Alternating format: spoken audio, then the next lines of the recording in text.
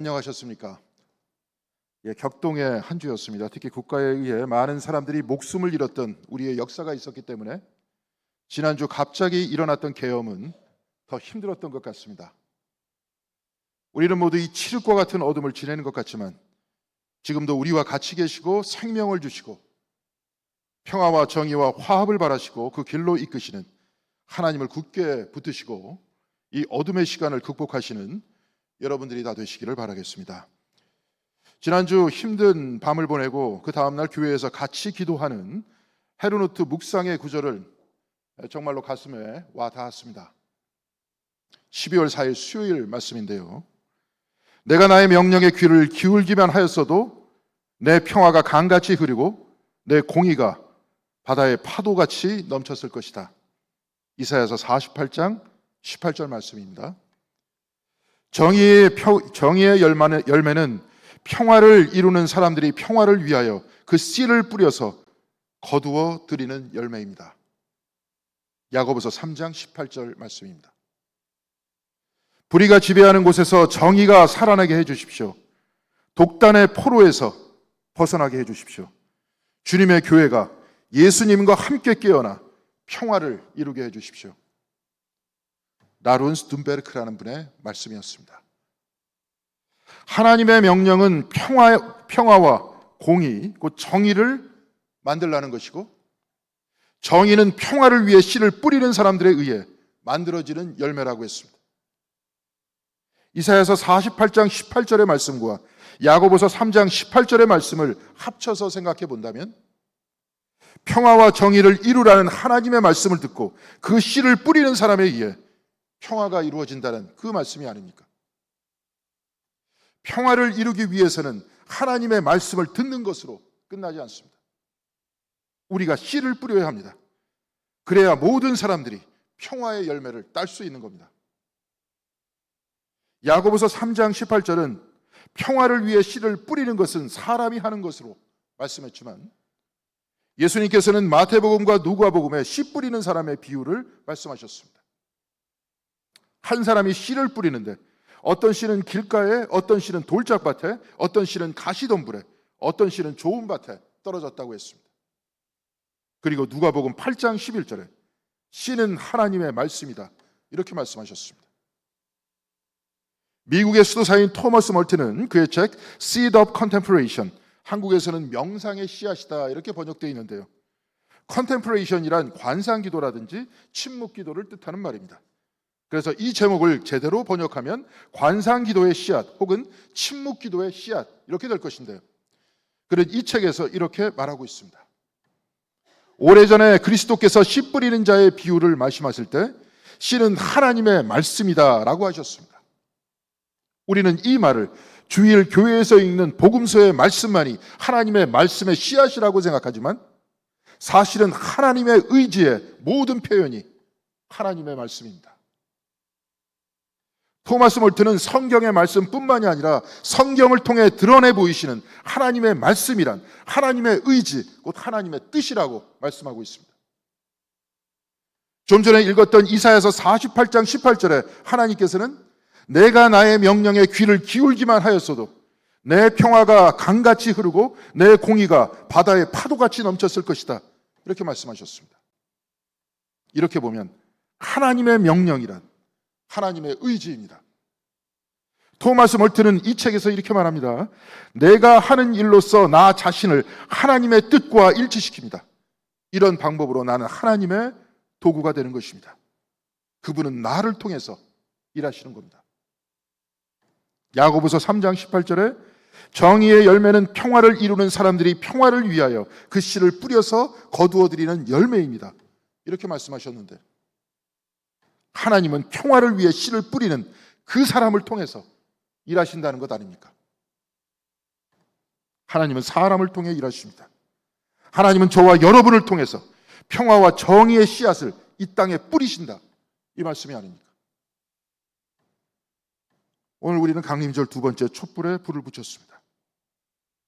이번 강림절 가슴 졸이는 위기와 어둠의 땅에 주님께서는 평화의 빛으로 오고 계십니다.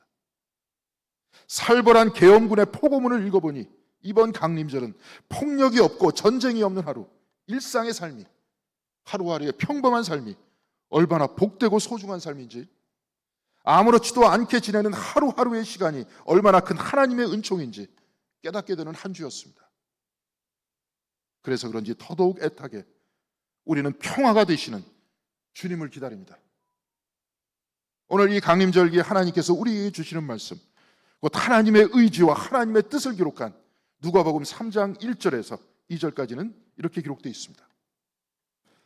디베르 황제가 왕위에 오른 지 15해 곧 본디오 빌라도가 총독으로 유대를 통치하고 헤롯이 분봉함으로 갈릴리를 다스리고 그의 동생 빌립이 분봉왕으로 이두레와 드라고니 지방을 다스리고 루사나가 분봉왕으로 아빌레네를 다스리고 안나스와 가야바가 대제사장으로 있을 때 하나님의 말씀이 광야에 있는 사가랴의 아들 요한에게 내렸다. 사가랴의 아들 요한의 이름이 언급되기 전에 소개하고 있는 사람들의 이름은 화려합니다. 로마의 황제 그리고 헤롯 대왕의 네 아들 중 아킬라오를 제외한 세 아들이 유대 지방을 나누어 다스리고 우리에게 친숙한 본디오 빌라도가 유대 지역을 다스리고 있었습니다. 그런데 이들은 오늘 말씀의 주인공들이 아닙니다. 제일 나중에 소개하고 있는 사람, 광야에서 살고 있는 사가랴의 아들 요한에게 하나님의 말씀, 곧 하나님의 의지와 하나님의 뜻이 내렸다고 말씀하고 있습니다. 화려한 저들이 아닌 거친 광야에서 살고 있는 요한이 하나님의 뜻과 의지를 붙들면서 살았다고 말씀하고 있는데요, 오늘 본문 3절에 의하면 그는 죄사함을 받게 하려는 회개의 세례를 선포하였다, 이렇게 말씀하고 있습니다. 하나님의 말씀은, 곧 하나님의 의지는 우리에게 회개하라는 것입니다.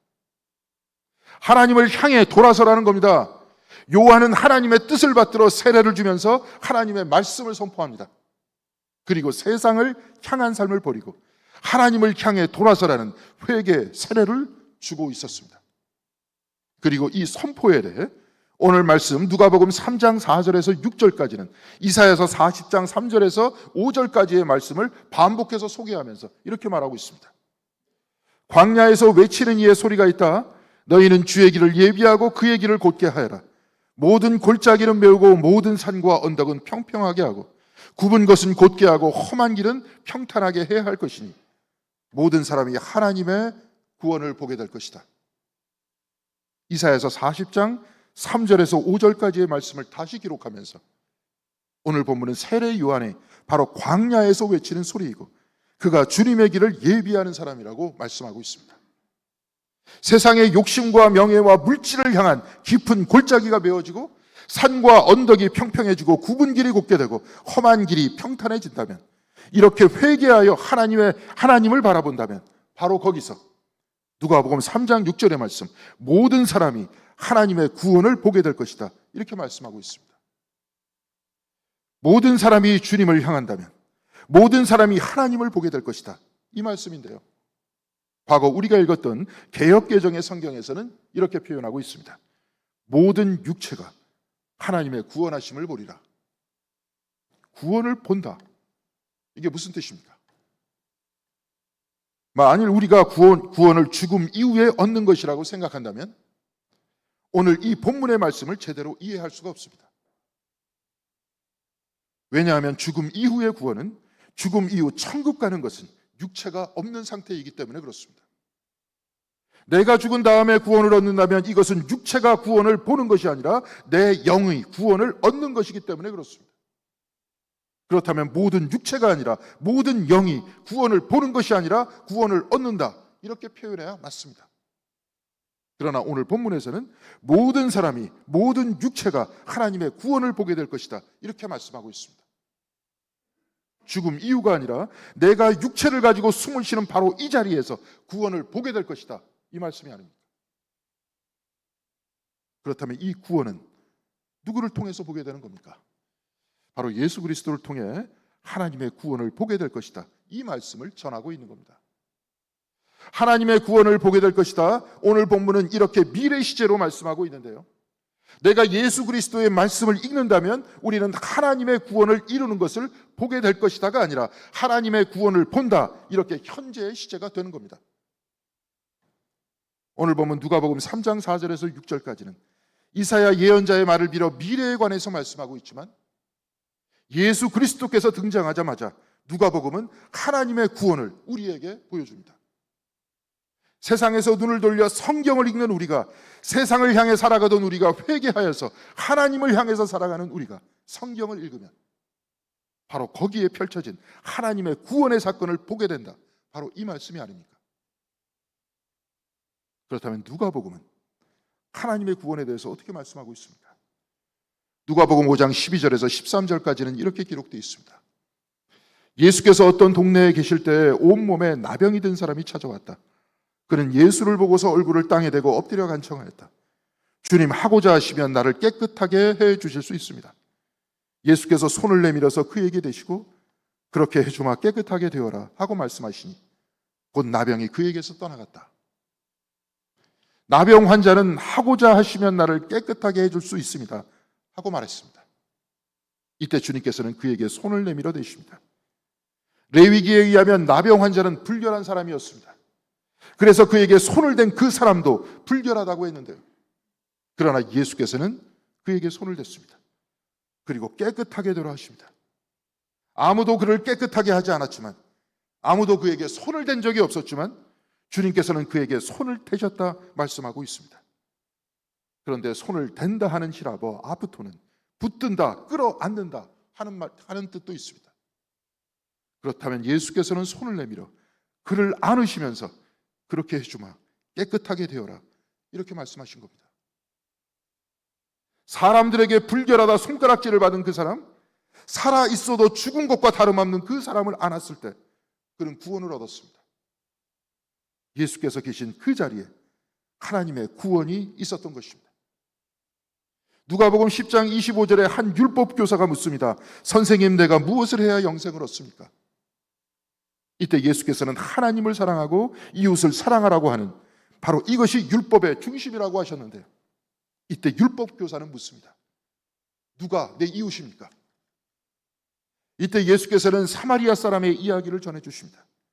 제사장과 레위인은 강도 맞아 쓰러진 그 사람을 살려주지 않았는데 오히려 이방인이라고 취급된 사람, 유대인들에게 죽은 것이라 다름없다 여겨진 그 사람이 하나님의 말씀, 하나님의 뜻과 하나님의 의지를 이룬 사람이라고 가르쳐주고 있습니다. 그리고 주님께서는 사마리아 사람들에게 말씀하십니다. 사람들은 너희들을 차별하지만, 사람들은 피부색에 따라, 물질의 다소에 따라, 능력에 따라 차별하지만 하나님은 소외된 사마리아 사람들을, 바로 너희들을 누구보다 귀하게 여기신다, 이 말씀이 아닙니까?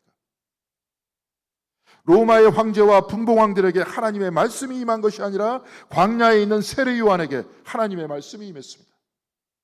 로마의 황제와 분봉왕들이 하나님의 뜻과 의지를 소중하게 여긴 것이 아니라 광야의 요한이 하나님의 뜻을 받들면서 살았습니다. 마찬가지로 레위인도 아니고 제사장도 아닌 천하다고 하는 사마리아 사람이 하나님의 뜻과 의지를 받들고 이것을 실천하면서 살았다는 것 아닙니까? 우리는 이 이야기를 읽으면서 하나님의 구원을 봅니다. 하나님의 구원은 신분에 있는 것이 아니라 그 말씀대로 실천하는 바로 그 행동 속에 있다는 것이 아닙니까? 누가복음 14장 12절 이하에 하나님 나라를 가르치시면서 예수께서는 잔치를 베푼 한 부자에 관한 비유의 말씀을 전하고 있습니다. 사람들을 초대했으나 곧 유대인들을 초대했지만 이들은 모두 핑계를 대면서 잔치에 참여하지 않았습니다. 그래서 잔치를 베푼 그 주인은, 하나님께서는 이렇게 말씀하십니다. 어서 시내의 거리와 골목으로 나가서 가난한 사람들과 지체에 장애 있는 사람들과 눈먼 사람들과 다리 저는 사람들을 이리로 데려오너라.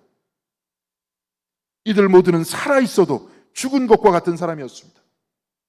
왜냐하면 성소에 들지도 못하는 사람이었고 사람들에게 소외된 사람들이었기 때문에 그렇습니다. 그러나 하나님께서는 이들이 하나님 나라의 일원이고 하나님께서 주신 생명을 받고 살아가는 소중한 하나님의 자녀들이다, 이렇게 말씀하고 계십니다. 그럼에도 불구하고 잔치에 자리가 남았다고 하자 주인은, 곧 하나님께서는 종들에게 이렇게 말씀하십니다. 큰 길과 산 울타리로 나가서 사람들을 억지로라도 데려다가 내 집을 치워라. 산 울타리의 사람들, 곧 이방인들입니다.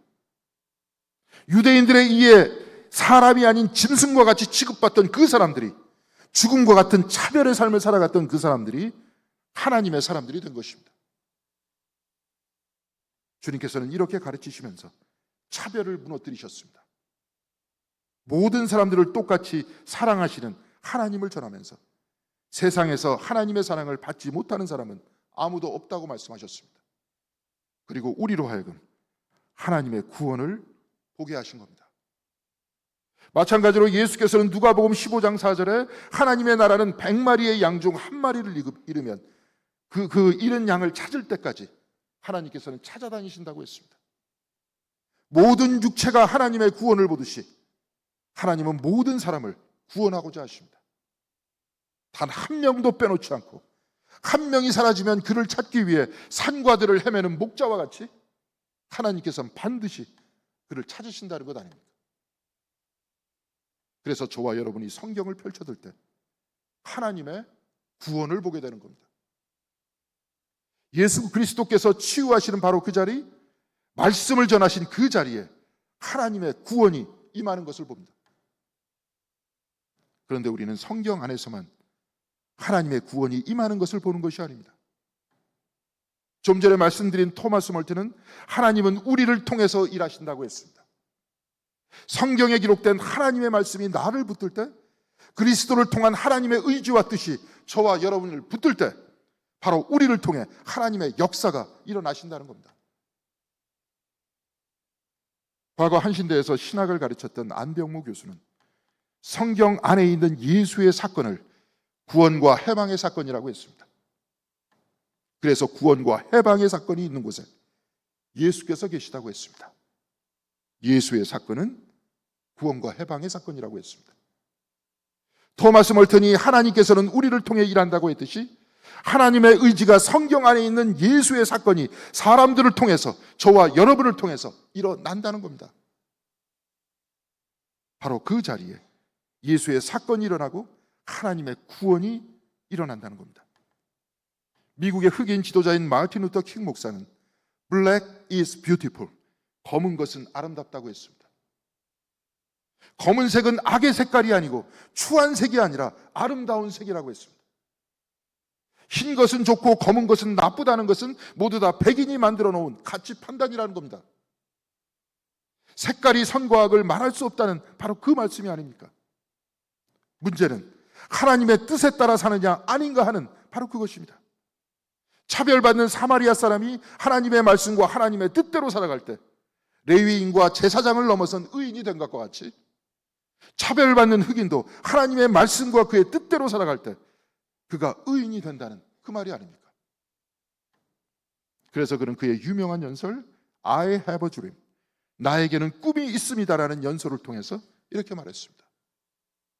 나는 내 아들이 언젠가 피부색이 아니라 그들의 인격에 따라 평가받는 나라에서 살게 될 것이라는 꿈을 꿉니다.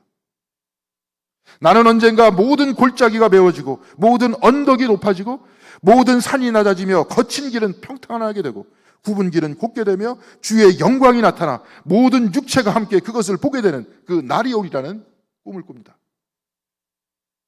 그는 모든 사람을 단 한 명도 빼놓지 않고 모두를 구원하시는 하나님의 의지와 뜻을 굳건히 붙들었습니다.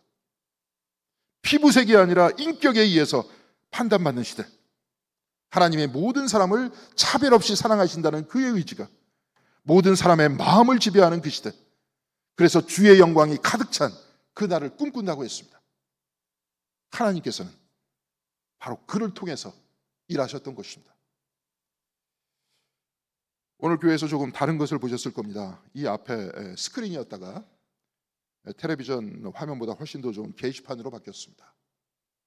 이를 위해 헌신해 주신 유희숙 장로님, 또한 정동교회 정진구 권사님, 설치의 모든 과정을 위해 수고해 주신 박현중 장로님과 백영길 장로님께 감사드립니다. 원래 이것이 설치되면 영화를 한 편 보자 이렇게 같이 약속을 했는데요, 교회 여러 행사 때문에 1월달 첫 주에 영화를 보는 것으로 하고 기왕에 화면이 있으니 짧은 영상을 하나 볼 수 있도록 하겠습니다. 과거 울지마 톤스로 많은 이들에게 감동을 주었던 이태석 신부님, 돌아가신 지 10주년이 되어서 추모 영상을 만들었는데 그 영상이 깨끗하지 않지만 오늘 말씀의 주제와 같기 때문에 한편 살펴보도록 하겠습니다.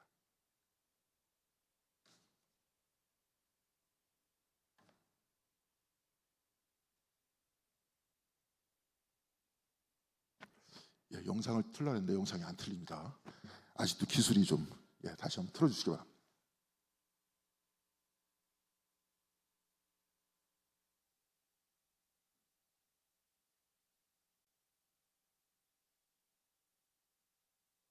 이분님 안녕하세요. 잘 지내세요? 저도 잘 있는데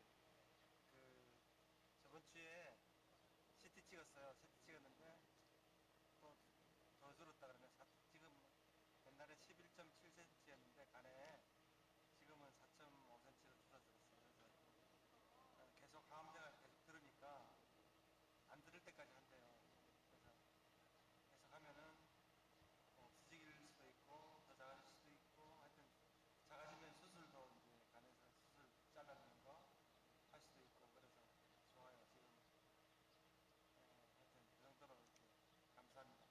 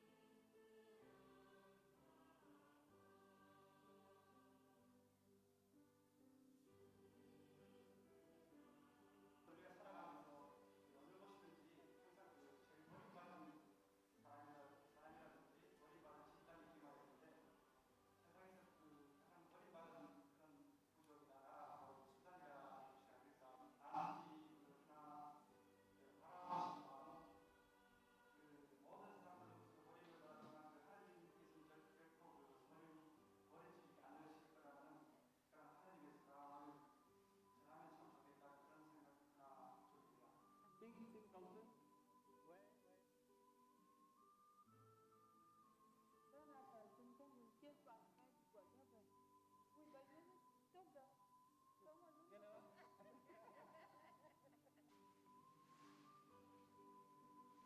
이태석 신부님을 이렇게 표현하셨어요. 성경책에서 읽었던 하나님과 같은 분이다. 유일하게 우리한테 안식을 주러 찾아오는 분이다. 저 그 말이 굉장히 와닿았어요.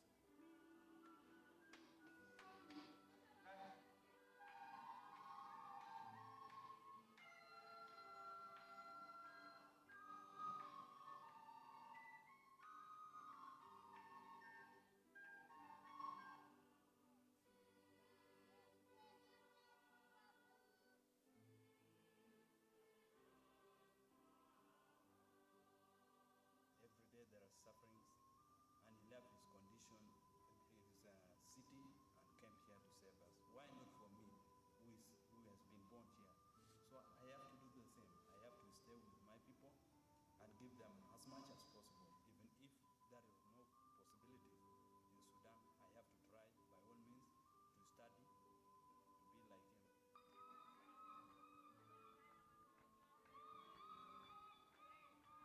아무것도 가진 것 없으면서도 이렇게 행복하게 살아가는 모습, 자그마한 것을 기뻐하고 정말 우리가 이렇게 살아야 되지 않을까. 행복의 원천이 과연 무엇인가. 제가 아는 사람들에게 사실 전해주고 싶어요.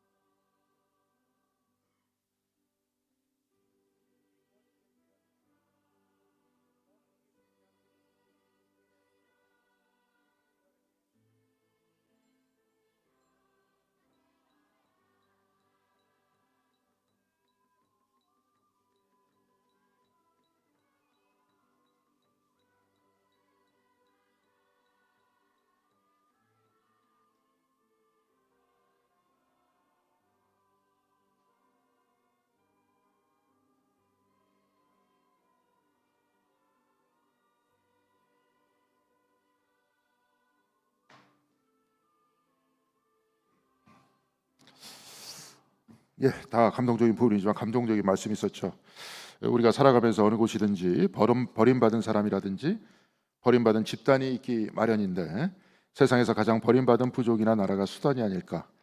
모든 사람으로부터 버림을 받았지만 하나님께서 결코 버리지 않으실 거라는 하나님의 사랑을 전하면 참 좋겠다. 그런 생각뿐입니다. 그의 삶은 이것을 이루려고 했습니다. 하나님의 말씀은 그를 통해서 이루어졌습니다. 하나님께서는 이태석 신부를 통해서 일하셨던 것입니다. 사랑하는 성도 여러분, 이제 우리는 오늘 강림절 두 번째 촛불을 켰습니다. 폭력과 공포가 난무하는 이 어둠의 세상에 우리는 그리스도의 사랑과 치유를 소망하고 있습니다. 그런데 사랑하는 성도 여러분, 희망을 가지시고 용기를 가지시기 바랍니다. 우리의 삶 주변에는 분명히 예수의 사건과 하나님의 구원이 일어나고 있습니다. 하나님은 사람을 통해서 일하시기 때문에 그렇습니다. 그렇다면 사랑하는 성도 여러분, 우리 공동교회도 저와 여러분도 하나님의 뜻을 이루는 아름다운 성도들이 되고 또한 우리 교회가 이 아름다운 성도들로 가득 찬 교회가 되어야 하지 않겠습니까? 우리도 하나님의 뜻을 이루는 삶이 되어야 하지 않습니까? 우리 교회 공동체도 서로 작은 배려와 사랑을 나눈다면, 용서와 화해를 경험한다면 우리는 우리 교회 안에서도 하나님의 구원을 보게 될 것입니다. 그래서 하나님 살아계심을 우리가 서로 고백하게 될 것입니다.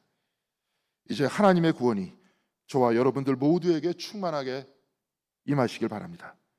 우리도 주님과 같이 사랑하게 되길 바랍니다. 용서하고 화해하게 되길 바랍니다. 하나님의 구원의 역사가 우리 교회와 저와 여러분들의 삶에 충만하게 되시기를 주님의 이름으로 간절히 기원드리겠습니다. 기도하시겠습니다.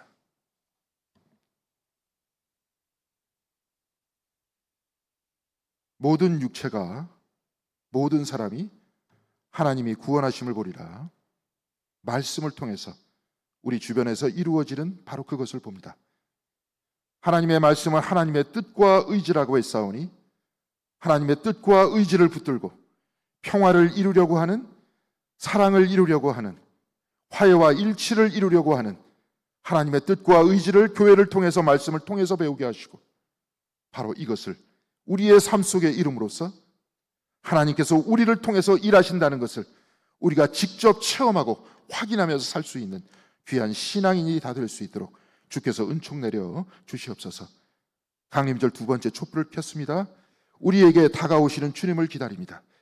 이제는 진정으로 주님과 하나 되는 삶을 살 수 있도록 인도하여 주시옵시고 오늘 말씀과 같이 회개하여서 하나님께로 돌아서는 귀한 사람들 다 될 수 있도록 주께서 은총 내려 주시기를 바라오며 이 모든 말씀 우리 주 예수 그리스도의 이름으로 기도드렸습니다. 아멘.